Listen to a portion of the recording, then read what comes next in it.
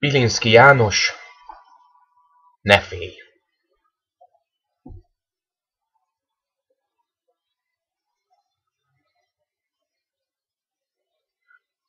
Én megtehetném, és mégsem teszem.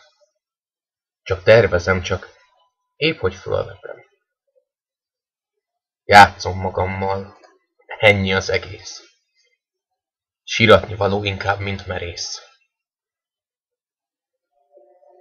Bár néha félek.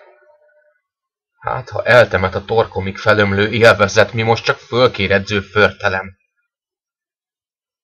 Mi lesz, ha egyszer mégis megteszem?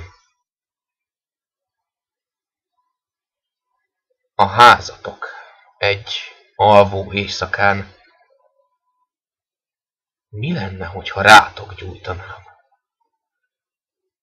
Hogy pusztulj ott, és vesszenek veled, kiket szerettél, együtt vesszetek! Előbb örökre megnézném szobád. Elüldögélnék benne egy délutánt. Agyamba venném, ágyad merre van, a képeket a fal mintáival, a lépcsőt, mely az ajtódig vezet, hogy tudjam, mi lesz veled s ellened, a tűzvész honnan támad, és hova szorít be majd a lázadó szoba. Mert égni fogsz. Alant az udvaron a tátott szájjal síró fájdalom megnyílik, érted? Nyeldeklő torok.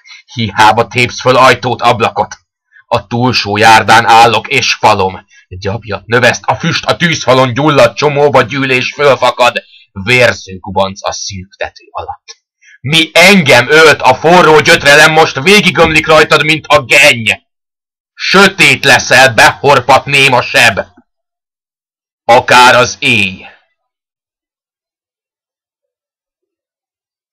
S az arcom odalent.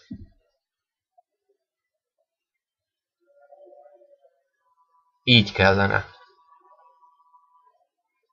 De nem lesz semmi sem. A poklokban is meglazult hitem.